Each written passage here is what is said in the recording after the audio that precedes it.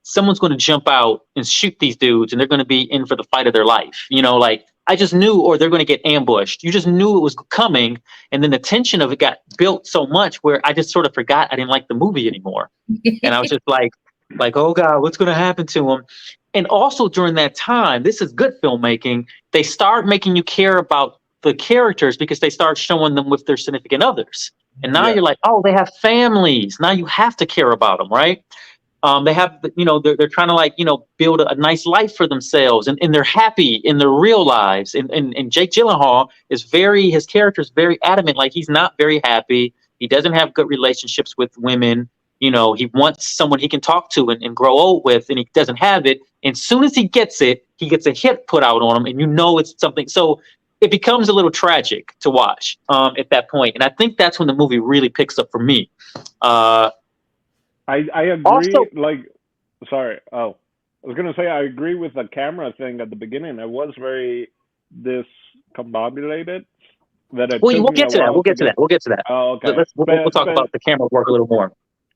Quick, but basically, to wrap it up, Yeah. No. Basically, to wrap it up. Let him wrap it up. I'll wrap it up. Basically, to wrap it up, I want to say that I do think Michael Peña and Jake Gyllenhaal are cast really well in this movie. I believe them as cops. I think they're both very good. I like that Jake Gyllenhaal just sort of feels like that fish out of water working in like a mostly Hispanic neighborhood, and he's like figuring things out with his Hispanic partner. I thought all that felt really great. I personally believe Jake Gyllenhaal is probably the best actor of my generation. I remember having a conversation with a buddy of mine. He called me like maybe 2 weeks before Heath Ledger passed away. And he asked me, he says, who do you think is the best actor of our generation? And I said, I think it's Heath Ledger. He goes, really? I'm like, yeah, man. Yeah, I think it's Heath Ledger. Like, I've seen him do some incredible stuff. And he goes, well, who else? I'm like, well, if it ain't Heath Ledger, it's Jake Gyllenhaal. But I think Heath Ledger is like way farther than Jake Gyllenhaal. But in the last 10 years, Jake Gyllenhaal, without doubt, has proven himself with movies like Nightcrawler. And I mean, he's the guy. As far as I'm concerned, I think he's the guy. His competition didn't have a chance. Which is, his competition didn't have a shot. Which his competition was the best guy. There's been other people who have emerged since who have proven themselves to be really good. But I think of my generation, Gyllenhaal is the best actor. So let's jump into the camera thing, since that's what we were kind of itching about a little bit.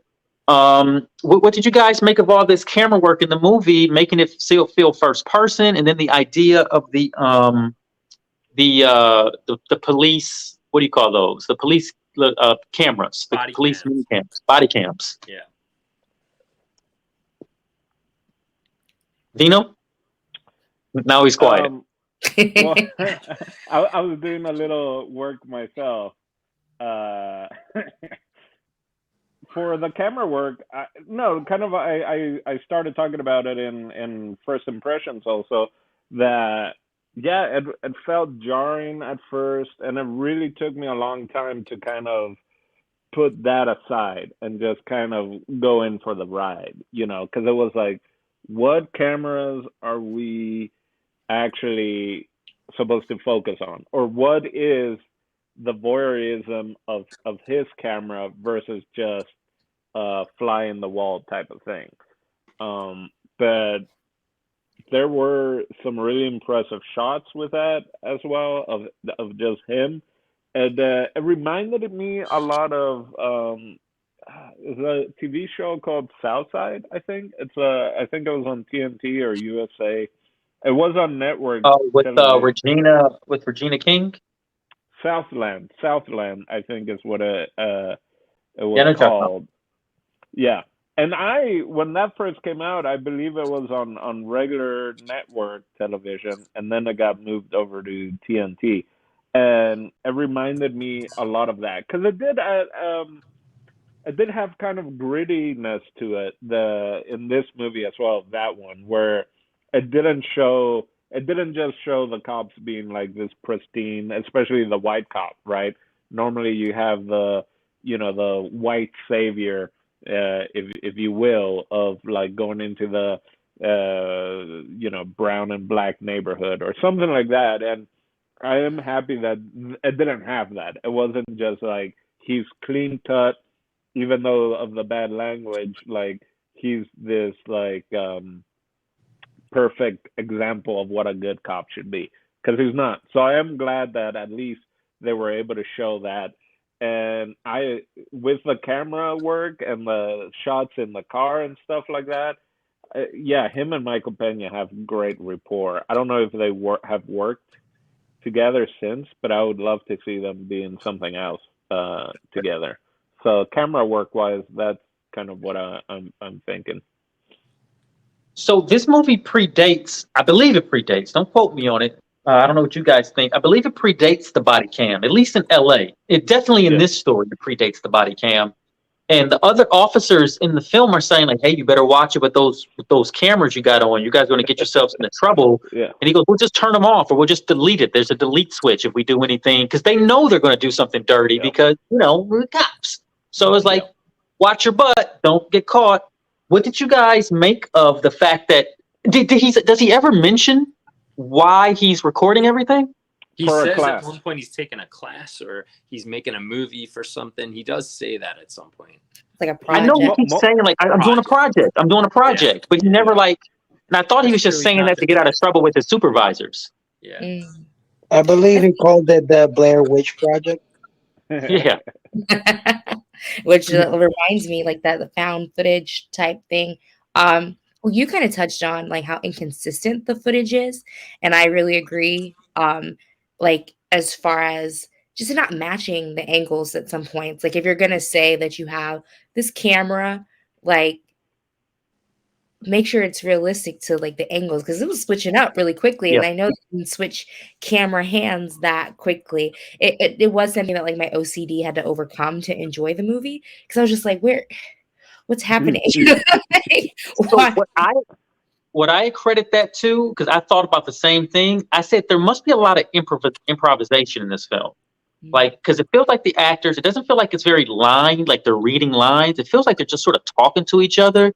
And when they pick up good moments, the director's just cutting those into the film. Sure. And they're just being cut from all over the place. That's what it feels like. Yeah, it does. Makes sense. Yeah. I think there was parts where I was like, wasn't that guy's head just shaved? And then all of a sudden he had hair. Like Jake Gyllenhaal at certain times had like this thin thing of hair, and Michael Peña's mustache like looked thicker at times. At first I was like, are they going for like a time lapse thing? Especially with Jake Gyllenhaal's hair. At times he had like actual hair on his head. Like it was short, but and other times it was like big shaved. I felt like. I didn't notice that. There's a huge jump in time, I feel like, which going back to, I guess this is not necessarily camera work, but going back to what Jason was saying of like the relationships between, like you hear a little bit about their dating life or whatever. And for a good part of the movie, I was like, man, you got Anna Kendrick in this and you're not using her? And I was like, I know it's like 2014, but I feel like she was already pretty well known at that point. Oh, right? for sure. Pitch Perfect had already come out. Yeah, I feel like she would have probably been on the poster. Like her name is, going to be on the poster. So I was like, this is kind of like, not using the talent you have around you as honestly much. When this movie comes out, I think America Ferrera was probably bigger than Anna Kendrick. Yeah, I was just thinking that. Like Ugly Betty was probably like on season 4 by then. Like, and she had like 2 lines. You hardly know that's her. Like she was so But, so I am glad that they started being shown a little bit more, because it did show that, like the wedding and all that. I went to Marine. I think they were Marines. Yeah, I think they were Marines. Wedding, and it's their whole like kind of family. Like they're all there in uniform and all that. So I appreciated seeing that part of like the cop, brotherhood a little bit. Again, even though like all the shit they do, but it's nice seeing that like subculture that I'm not a part of. And again, showing that the cops are not straight and narrow, right? Your main characters are not straight and narrow. and there are reasons for it at times and stuff like that. And I'm glad, like, from the fight he had with the one guy that they did, that he didn't end up like pressing charges, right? Like it was just kind of a like, a standstill or like, fuck off, but kind of we respect each other to a certain degree, because you got to know it's like there's no way I can beat this cop, because then I'm definitely going to jail. But yeah, so for me that's when the movie got more interesting, when I was like, okay, I'm just getting too much of the same repetitive, and maybe that was the point of it. Like police work can be really repetitive and the same calls and the same this, and that's why he was just like, let me film this. Like it's something to do, and then let's go and get in trouble, right? With shit just to do something, or else what It's are we interesting doing? how the most boring, basic calls turned into like the most like traumatic parts of the movie. Yeah, Like, it was like the old people with hearing aids. That was the one with like the body parts. yeah. That fucked Yeah, me up, it was man. a house check or something. Like, hey, can you go Yeah. check on this old person or something? And they had hearing aids and they couldn't hear, and they were like knocking, like policia.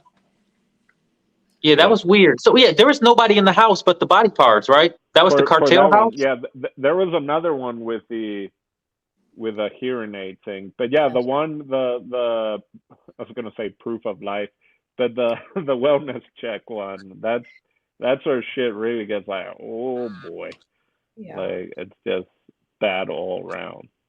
And there was nobody else in that house besides No. like the weirdness, right?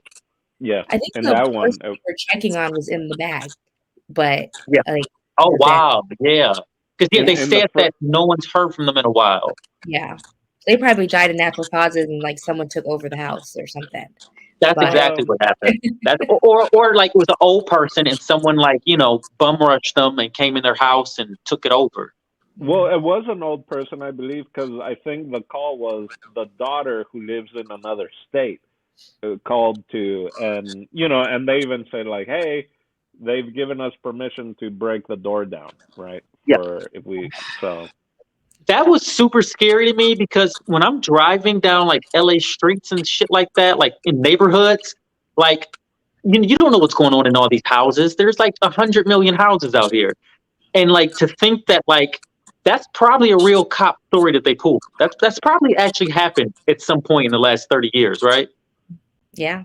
The fact that you said that of the houses, who that this movie reminds me a little bit of Sicario now, like a predecessor, no, predecessor. Yeah.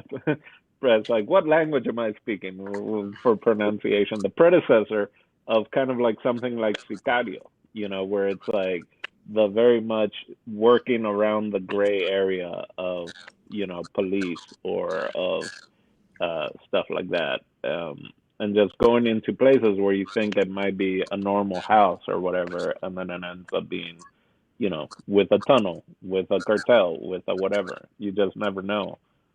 Dude, I would never want to go on a call with those guys. Every single time. It was super fucked up when they showed up. It was like, oh, this is gonna be. It was awesome. never a normal call. It was never just like a drawer of ears, like something crazy. Oh, yeah, man. Did you said about like they always had the calls? It was always them. It reminded me there's some either memes or whatever about kind of like Star Wars, the prequels, and like Clone Wars, where like, oh, there's this thing that came up. There's this mission. Send Anakin and Obi-Wan. Like everything, like there's this thing. Send those two guys. There's this, so it's always just following them, and they're always the one doing the missions, no matter what. I feel like they were being punished because they were like jokers, right? Because they took away their normal route. Yes, dude. If you turn this into a series, this would be more like The Wire. Like they could lean into like the group, the gang group, and like really focus on their, like it could be. I thought the same thing. Yeah, it would be a great series. Or like, so when I was done watching this, I was like, I kind of want to watch The Wire again. So I love that you said that. I love The Wire. I'm because I was thinking Southland, but yeah, you have The Wire and The Shield also. I That thought would about be the Shield. very similar. Because the like America and who was her partner? Her partner was also known, right? Is a Her known girl, actress. she had a girl partner, right? Yeah, and they were a Cody couple, something is her right? name. Because in the wedding they make out, I believe. Oh, I didn't see that. I believe. Oh, her partner, not her police partner. No, her police partner. I think they were partners. No, Wait, I know oh, that's they're weird. No, I didn't notice that. I I didn't missed notice one that. her of the makeup. one of the Right, and female she's cops kissed a woman in the party. That I'm sure of that, and they were all like, "Ooh!" And I thought it was like they were partners in the streets and partners in the sheets. It I was don't a, know. it was America Ferrera, but I don't know if she was kissing her police partner. She did kiss a woman Okay, but it's I super would have been super interesting. interested following those characters as well. So I'm glad you said if it were a TV show or a series, you could follow more of these stories, right? And Yeah, be I like, was okay, waiting on going on. I thought we were going to go on a call at least with America Ferrera and her lady partner, Cody something is her name. If it Yeah, I was was a waiting on show, that moment. if it was a Cody show, we Horn. could do that. yeah. Right. Well, and if it wasn't so like my own documentary, because at times talking about like the different angles and stuff like that of the camera, I was thinking, oh, this could be shot almost like Cops as documentary style without like Reno interviews. 911. Yeah, right. Without interacting with the like documentary style thing, and by doing that, you could actually go to follow the female cops or follow David Harbour, and see a little bit of that. I was actually thinking they kept talking about splitting them up, and I thought at some point of the movie they were gonna split them up and I maybe did too. ride with one with David or one with one of the female cops. And I think again for me the movie doesn't almost really start to like halfway, because it's just so much the same repetitiveness that's just kind of like, well, like I have no stakes in this. They're not really likable characters, especially at the beginning. They're like really annoying. though. It was kind of like the movie didn't quite know what it was when it started. Mainly, and I got that impression.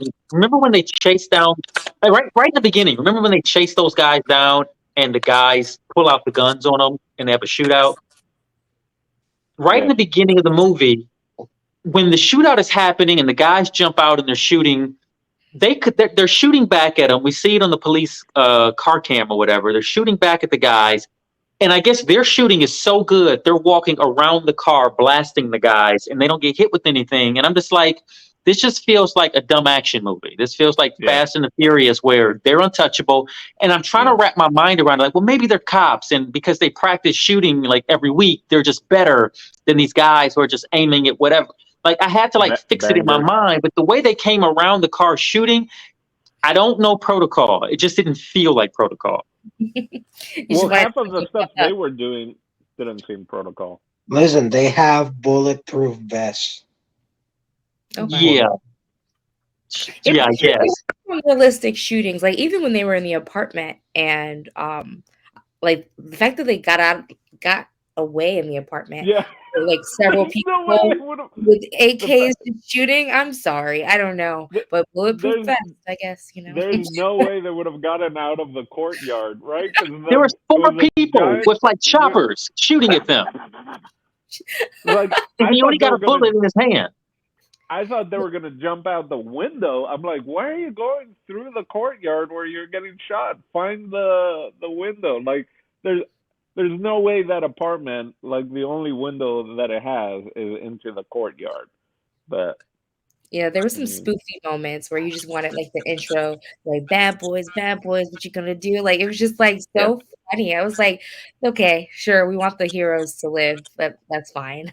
I Like, was I was waiting for that Bruckheimer shot of just like them two like standing and the camera comes around and they look up in the air, whatever they call the Bruckheimer shot. Well, let me ask you guys. That leads me into my next question. As far as characters go, Was there any characters that you really liked or identified with? Hmm.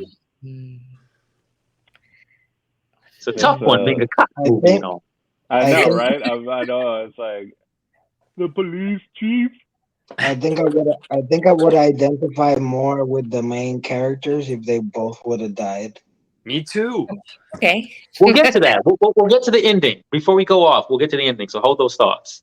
So Mine's probably a little cliche, maybe like the wives, like because the whole time I was thinking about like, man, if he dies while she's pregnant, at least she'll get his pension package. Like I was just like I was constantly thinking about them. Like, man, like wow, like if this happens, they just got married. Like, dang, they're just I was constantly thinking about the wives in that situation. the wedding scene was important to the movie to care about the characters. The wedding scene where they were like joking around and they were like talking about their sexual, that was like definitely built shit up. Because it made them feel human for the first time. Totally. Yeah. And you cared about totally. Right. And the quinceañera party, right? Like allowing to see, outside of the uniform type of situation. Yeah, I'm thinking maybe for me, I don't know. I mean, Michael Peña, because he's Latino and he has like even it's like he has a strong family like stuff, and I was like, I'm not married, but I mean, the family values runs deep, as well as like all the different quinceañeras and party event, and just like to me that family, like having strong family core and values, that I really resonate, and a little bit of like his humor, but the whole police stuff, like no, but just the family values of him and his goofiness at times. I would agree with that. I feel like Michael Peña was the character I related to the most because I really liked how he was a fairly straight shooter, especially when it came to his values and his morality and his right from the onset, he told that guy like, hey, listen, man, you called me out. I'm not going to take you to jail, but you're calling me a punk and I can take you. And the guy's like, so you're not going to take me to jail if we fight? And he kept his word. He goes, no, let's scrap and see who wins. And so right there, it kind of shows like, all right, this guy does have a value system, even though it's probably skewed. There's a system for him. And then when he starts talking about his wife and his family and how big his family is and how it's great that, there's always a quinceañera, there's always a party, because there's something to do. And that's what makes life fun. There's something to do. And we get to hang, like, who cares that, the family is big and there's a bunch of us and, what else you going to do? This is great. Yeah. And I also like the fact that he kind of keeps his friend in check. Yeah, Right from the back, he's like, we're not total scumbags here. You better not hurt your wife's feelings. You better not cheat on her. Like, or I'm coming after you because that's my sister now, which means you're my brother and we're family. And that level of connectivity and like unison, like that's just, to me, that's very valuable. I thought that was really good writing, and I thought Michael Peña played it very well. So I liked him. I think this movie has a lot of bad writing as far as like what happens in the storyline. However, I think that the writer used a lot of restraint to every once in a while really humanize them. Dude, you're right. The scene where Michael Peña gives the speech, it was, how people like at wedding speeches talk just a little too long and you're like, they should have stopped. Dude, he did it perfectly. He fucking nailed it. And the writing on that was amazing. The problem was that there were times in the movie you're like, dude, this happened 5 minutes ago. That happened. Like, this is insane. What is happening? Like, finding the kid in the closet, like the knife in the eye. Like, you start going down that list. A lot of crazy shit happened. So again, this needed to be like, if you want to go that route, you can do that. You can have a TV show but you have to make it a TV show. In a movie, you can't do that much at one time. But the writing does show restraint at times to like make it human, I feel like. Yeah, you can't do that much in a movie like this, I feel, because it's trying to be reality based. It's trying so hard to be real that it's like, I don't know if LA cops deal. He does say it. He does preface like, we deal with more in one day than the average like Valley cop deals with in, a whole career. And it's like, all right, I get it, but is that true? Like, it's a lot. It would be I interesting agree with that also. though, El Professor. There's not a lot of early PTSD in these cops either. They're not at all really. They're pretty good guys. Like, you know what I mean? Yeah. Like after some And Jake time, like, Gyllenhaal's character used to be a in this Marine. area, you'd be like a little bit, you know, you'd have like a hardness, like in a different way. You know, they have no vices, right? So Do any of them are have, you, like, alcohol or? Jason, are you saying Jake Gyllenhaal's character, who was a Marine, it's the same character from Jarhead? Oh, Could be. I never saw Jarhead, so it could be. But he does say Jarhead's that he good. used to be a Marine. It did Yeah. seem like they were newer cops, though. I could be wrong. Like the So then routes that they're maybe they were hitting, less jaded. and then the other cop telling them like, "Oh, the LAPD is gonna like hurt you one day." Like it seemed like they hadn't been around long enough. Okay. Yeah, that's probably true. So interesting you said of like the cops not having PTSD or whatever. That's something that maybe, because they were in a shootout and then then you just see them automatically, like, you know, they've been put on leave or whatever, you know, as you do after a shootout or whatever. But we didn't see any of that. Something like in The Departed and stuff like that. Then I forget what it was, but he was seeing a therapist or whatever. But it would have been interesting. Like, if we're gonna care about these characters, it would have been interesting to see a little bit of what that time off was like. Are they going to therapy? How are they dealing, I guess, in the family? Is that when he's first dating Anna Kendrick? No, that comes later. But it's like, yes, Steve, you got a question or a comment? Can we talk real quick about that scene where like ice comes through? What? Yeah, that's who that was. That was Ice. Mm-hmm. Because they seemed on it. They were like, "Hey, listen, we're the show here, you guys." And he put them in their place so fast. It was very interesting that this is going on, and it basically to me seemed like they had like a bigger goal in mind, so they were letting these people get trafficked for like their greater goal, and so it was just kind of they were tracking the trafficked people, like they had them on their radar because they were trying to see where they ended up, I guess. Oh, but then that's also the communication things between departments, right? Where they're like, "Give us something, tell us something," and it's like, "No." And that could have, down the line, that could have helped them of how they interacted with the cartel, or with the guy that was in the fight with them in the apartment was like, "Hey, there's a hit on you," or they're coming after you, right? Like, if they would have gotten more. They tracked the call and they didn't tell them. Like someone from the hood had to tell them. Like they didn't even tell them that these guys were threatening them.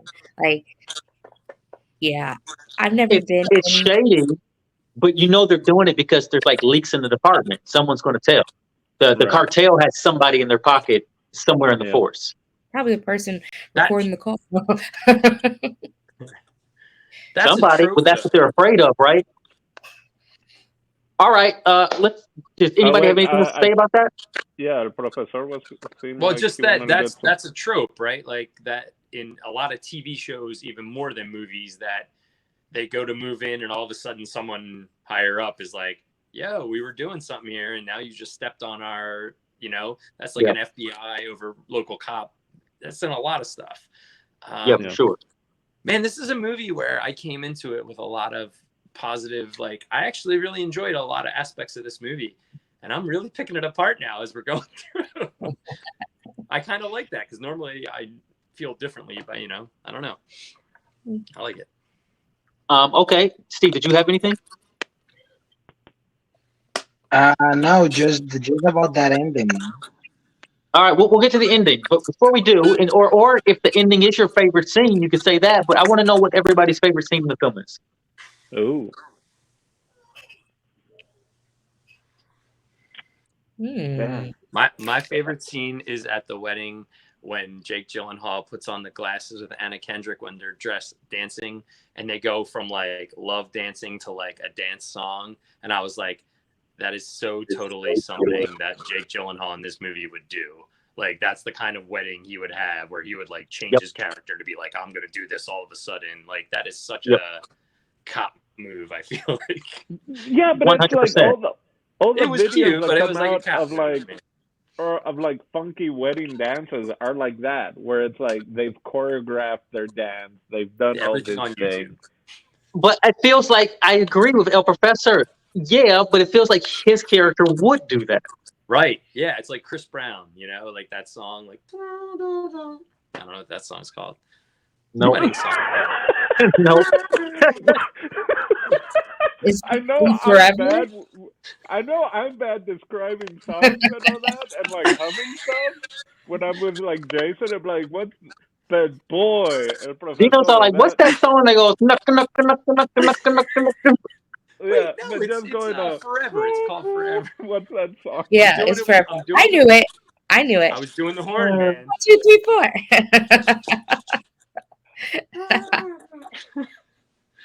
Oh I man. think my favorite scene in the film. I think my favorite scene might be with the guy in the house, and they start scrapping, and they're like, "Well, let's see who's a better fighter." I think that's my favorite scene. For me, that's So, kind of when the movie sort of picks up a little bit, and I was like, "All right, let's see what happens here." I'm gonna jump into that because I was debating in my head what was my favorite scene, and I think that's my favorite scene because at the very beginning I was like, okay, I'm gonna count how many bad words I hear. There's so many, and then when you got to that scene, that dude just comes out with like, "Hey, suck my dick," and I just started laughing. I started laughing so hard that I was like, that had to be my favorite scene. Also, because we see Michael Peña. That's kind of like when he earned his stripes, when he got like mad and manned up and went like, "Yo, I'll hit you in the face right now," or whatever. Yeah. Dude, he hit him in the And stomach like 20 times in a row, like so fast. yeah, so that's also my favorite scene. Cool. Pretty stumped. Like, I don't think overall, like, anything really stood out that I was like, wow, this is iconic. Obviously, I was super attached to them by the end. So when they do the little flashback clip, like after the funeral and everything, I probably gravitated towards that because it was like super sentimental. Like you had all those car scenes before, but it was just like, okay, these are just two guys getting to know each other and ragging on each other's like culture almost and comparing lives. But at the end, when like they like almost died together and one person does die and now you have this clip of them making these jokes, it was just like 10 times funnier. Like out of all the jokes they had, like once you got attached to them, it was like, wow, man, like what if they never got that call? Like they just be in the car chilling out together making jokes. Yep. I guess thinking of it, like for me, right, it felt kind of boring and trite at the beginning because it was just them over. But I guess that makes a point of them trying to get better calls, right, and trying to get into shit because it was just like this is repetitive. This is like nothing's happening. So I guess in that sense, maybe that's what it you know made them actually go and try to find trouble where they should have just if they would have just coasted doing their just like let's do the basic cop thing, they would have not been in this position. Or if they would have backed up after the ICE or whoever is like you guys are way in over your head type of thing.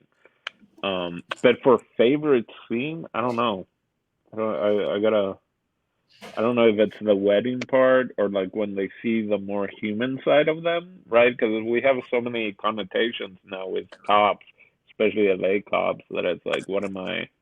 And the fight, I guess, with the dude in the apartment, like, oh, that was kind of fun, but I'm like, not realistic. I mean, even I don't know. I know that's like Shot huge him to dead. me. No kidding. Like, I'm out. Like that was the other thing for me. I'm like, okay, what are we watching? Is this more on the? Someone brought up Bad Boys, right? Like, is this more on this level that it's just gonna be goofy? Are we gonna see what is it, Pantalino or whatever, being like the guy with the like, oh, I'm gonna get you as the chief of police, or is this gonna be more grounded? So that was weird because I was like, it took me out of the groundedness. I know I didn't really answer what scene was my favorite. If Well, you were like a that's right. person and this movie was pitched to you, you'd be like, dude, there's like 9 times that things are extreme, right? Like there's like 9 times that they do something that you're like, oh, that's too far. Sorry. Yep.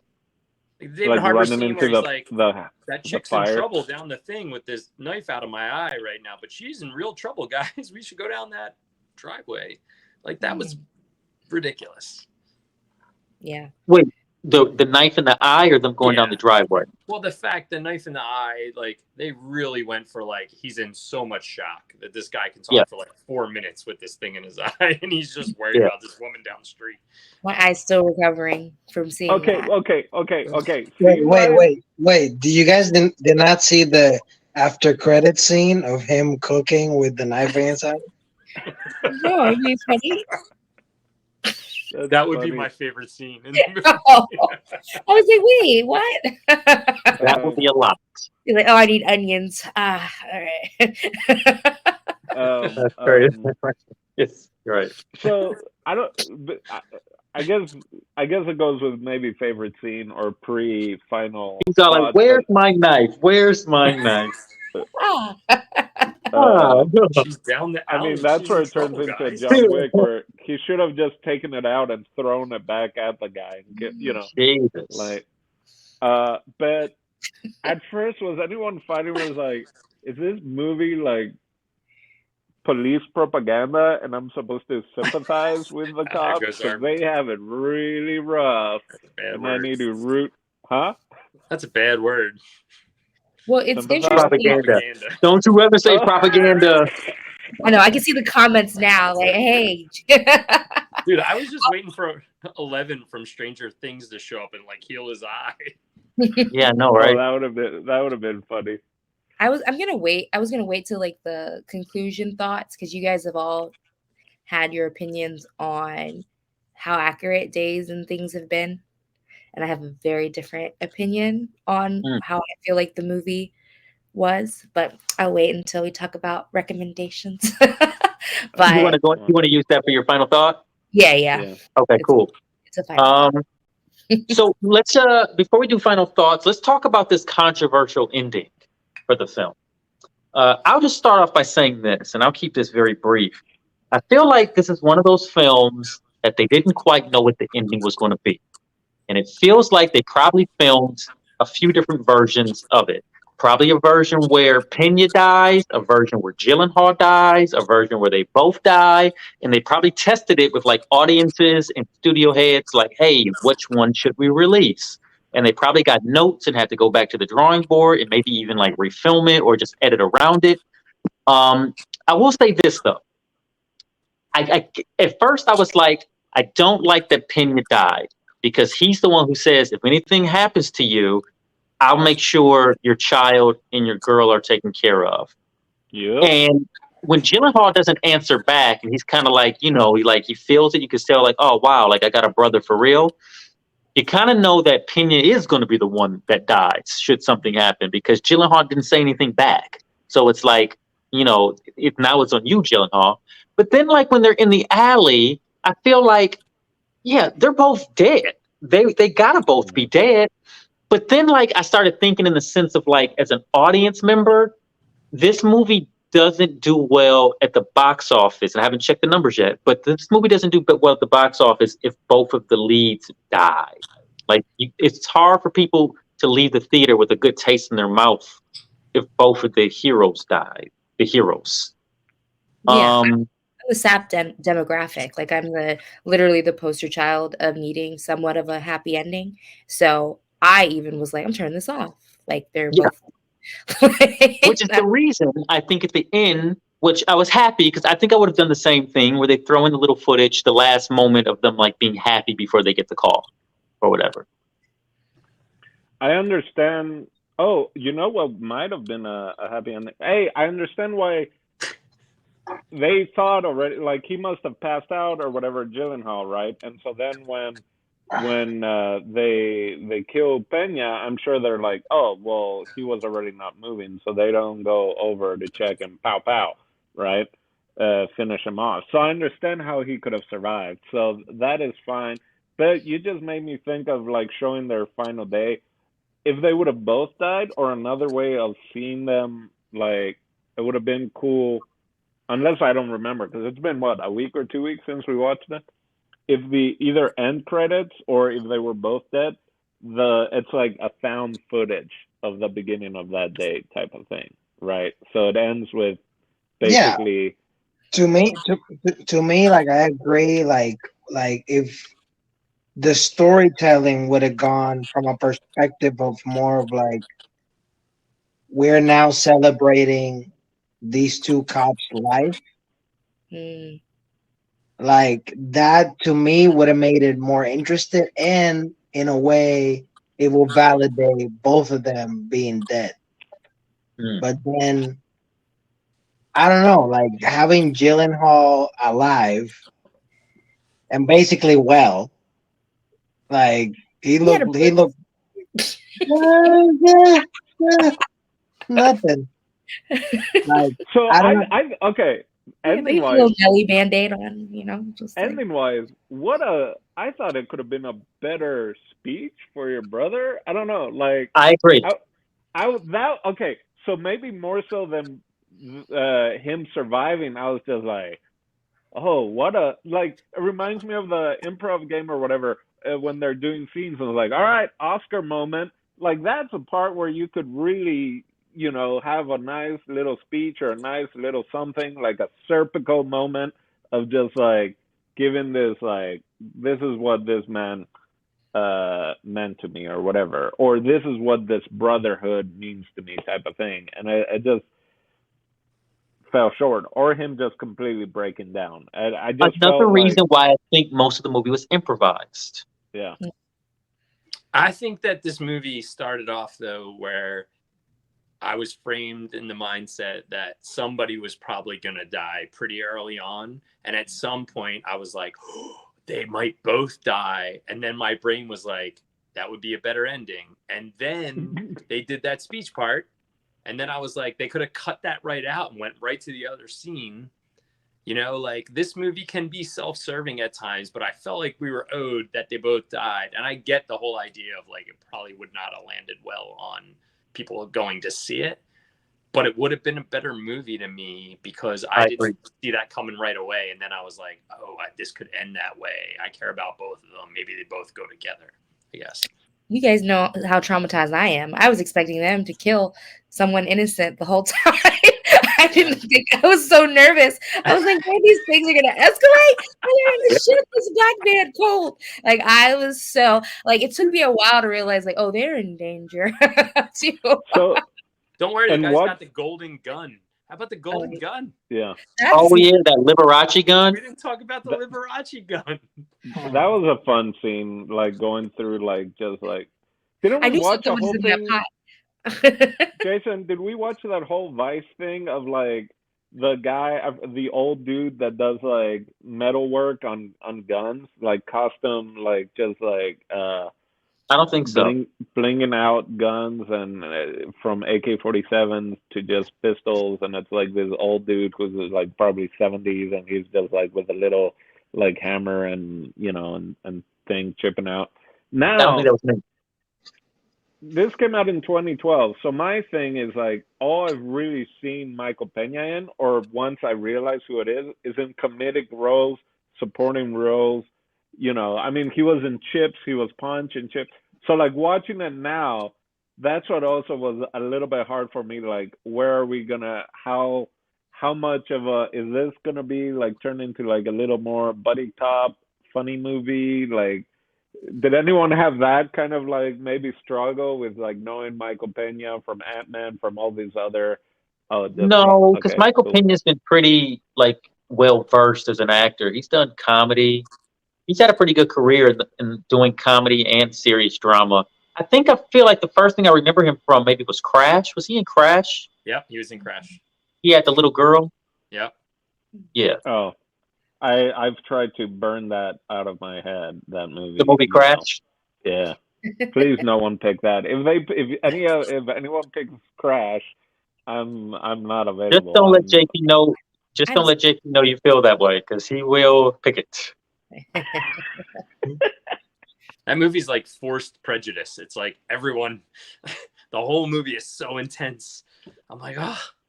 That movie reminds me of Volcano, right? That came out right during Dante's Peak, and Volcano has that whole thing where the white cop has issues with the black guy in the neighborhood as like, you never come here. And at the end, when the volcano shoots out in the middle of LA, the black guy and the cops got to work together to try and save the city.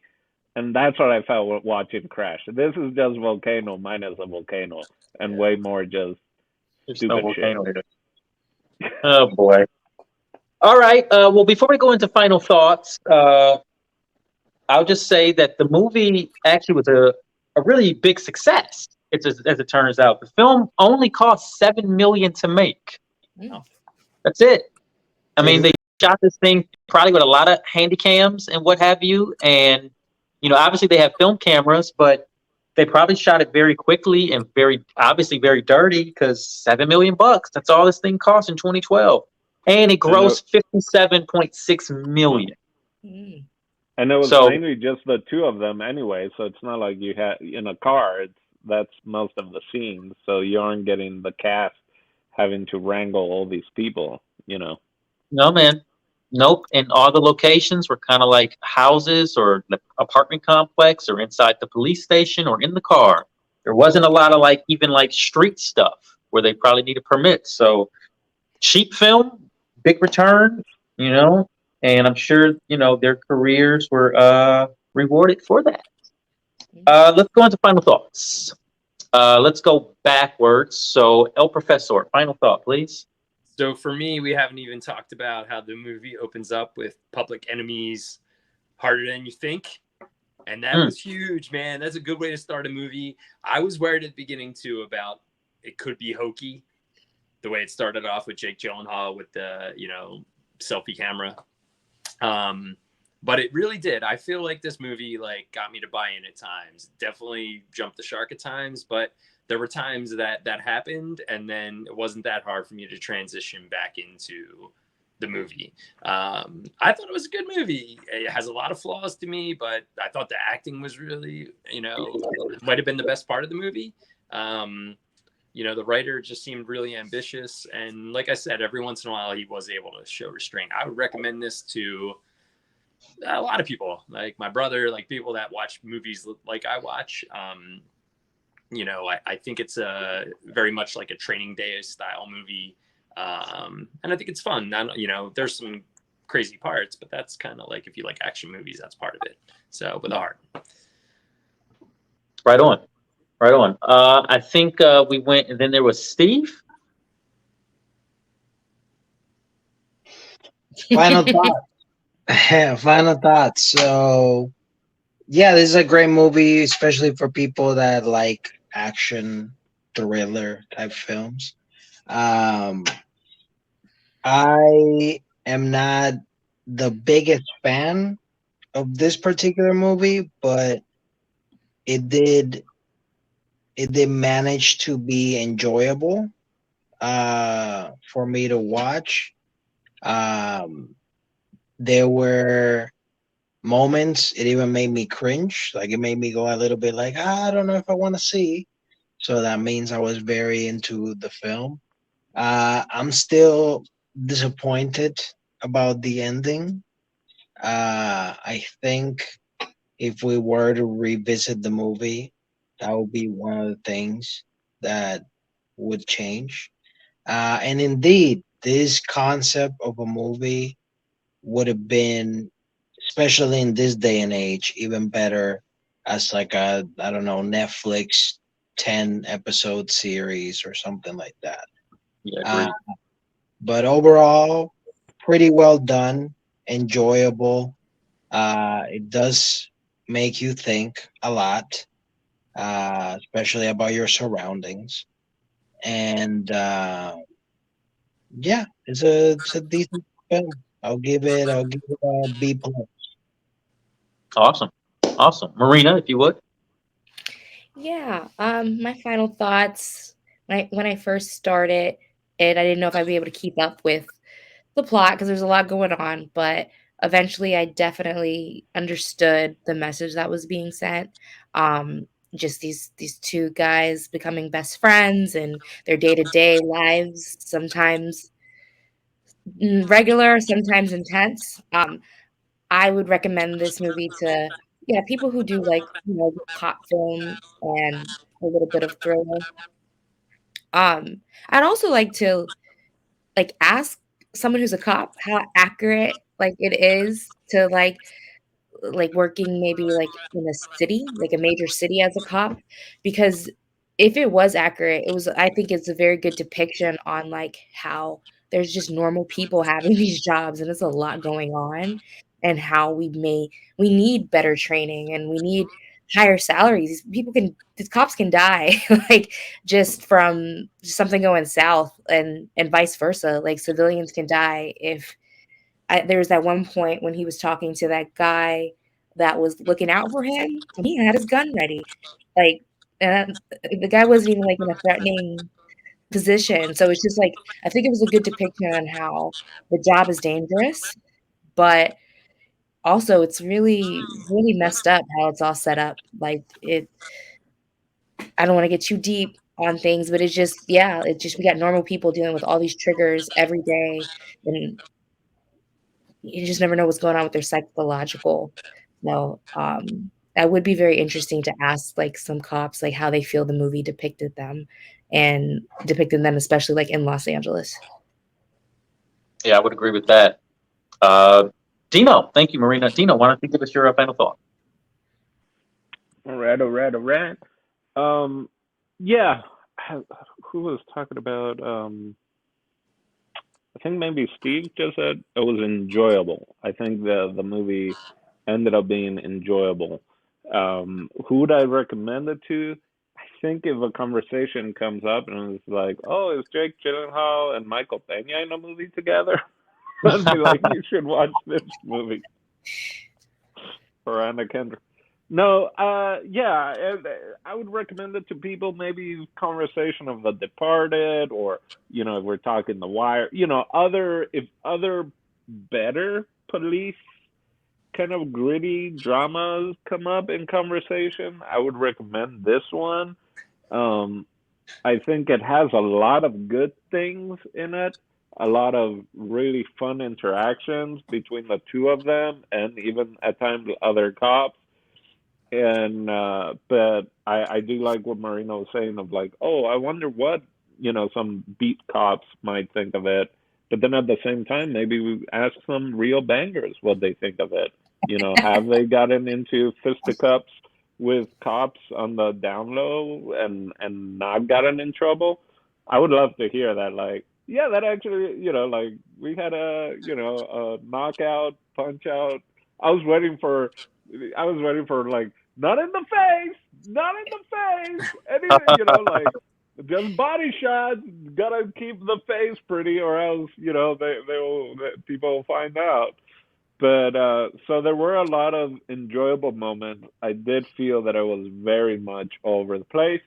I think because I think if I would have stumbled on this movie, or if I was like, oh, I like these actors, let me start it, and we weren't doing this review, I don't know if I would have finished watching the movie, which is a little sad because it is good. It's a good movie overall. But I just don't think I would have gotten to the point in the movie where it's like, okay, things are ramping up, or now I'm invested in the characters, and that's when they get when it's a little more humanizing, when we find out about Anna Kendrick, when we find out about Michael Peña's family and stuff like that. So that's kind of my final thought. It's a solid movie. It's good. And I think Marino talked about the acting. That's what really makes it. Because with the other things that might not be there, with with the camera going kind of all over, not really knowing what style to follow with that, or how smooth to edit that, and at times maybe the script there isn't a lot. The acting, and also the which has to do with the acting, is the hey, mis palabras, the connections. I've already told Chemistry. the what? Chemistry? Chemistry. The chemistry between the characters was really good, right? From them and the people in the police station and how they're giving each other shit, and the even the female cops, they take it and they give it, and all that. I think the chemistry was well because it was just really well acted all around, and I think that's what makes this a good movie. Without that level of acting, I don't think I think this movie level would be down. Yeah. Yeah, I would agree with that. Thank you, Dino. My final thought. I agree with all of you on everything that you said. I do believe that the acting makes this film. It makes this film possible. Lesser acting, and this thing isn't going to be as interesting. I do feel like this movie is probably almost all improv. Honestly, I just get the vibe that they were given scenarios and they were like, "Let's work your way through it beat by beat." Which kind of lends itself to the style of filmmaking this thing is. I mean, it's very, it almost lends itself to almost like avant-garde, independent, gritty guerrilla filmmaking, just the way that they decide to shoot the thing. And there's something interesting. I mean, the chemistry is all there too. Like all the acting across the board, everybody from 1 to 40, however many actors are in this thing, they're all really good. They all play their roles very convincingly. And most of them after this film or coming into this film are pretty much stars afterwards, so that's also pretty interesting. Who would I recommend this to? Much like El Profesor, the same kind of thing. People who like action movies, people who like cop dramas. Um, I would recommend this to a lot of people, even though, like, I don't know if I'll ever watch this film again. I didn't love it. There's a lot of people I think that would actually like this film. I think if you like any of those films, like, or any of those shows, like The Shield, The Wire, Southland, just anything that's a cop drama, this is going to be right up your alley. I would also like to know from cops too, though, like, does this thing feel accurate? But to me, the stories in this thing feel wildly accurate. I almost feel like it's how Dick Wolf pulls them straight from the headlines. Like, I feel like all these things have probably happened in LA at some point, and they've just kind of pulled and picked little stories and said, let's improvise these things that have already happened. That's just what it feels like. It almost feels like the work was done for them, and they just sort of worked through it. As far as the writing and the storytelling it goes, I think. Because the story's all over the place. That's why I think it's just little stories, just little actual real stories that are dropped on us. Also, LA plays a character in this film, and I feel like they depicted LA pretty well. It feels like LA. It feels kind of like, I thought all the shots of LA were really great. I mean, it just feels like Los Angeles. And I don't know if you can tell a story like this anywhere else in America, to be honest with you. It sort of has to be LA. I mean, any other major city would have way more apartments. And this story doesn't really lend itself to, America's apartments, I don't think. Yeah. And just the way they have to patrol, and LA's so big, cops have a lot of territory cut out for them to patrol. Yeah, I think that's my final thought. I think that covers everything that I have to say about the film. So that leaves me with one last question, specifically for Steve. What do you got for us next week, Steve? Next week, I'm glad you asked me, because I have a confession to make, guys. It is my turn next week.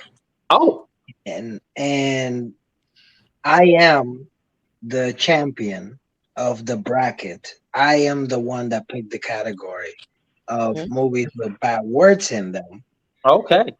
And the reason why I picked that category, if that category indeed won, which it did, was to pick this particular film. And this film is a film that's going to take us back to when we were children and we didn't have any censorship in our mouths. So the next movie we're going to watch is the underrated Seth Rogen film. Superbad? Oh, Good Boys. Okay. Wow. All right. Good Boys. Nice. Lot I'm I will say excited. this about Good Boys. The year that it came out, I've seen this one. The year that it came out, I feel like it's the funniest film that came out that year. I'll leave it there. Okay. Noise. There you go. So for Jason All right. Echoes, El Dondino, me, Steve Des TV, El Professor, and Marina, we'll catch you next week. Bye bye.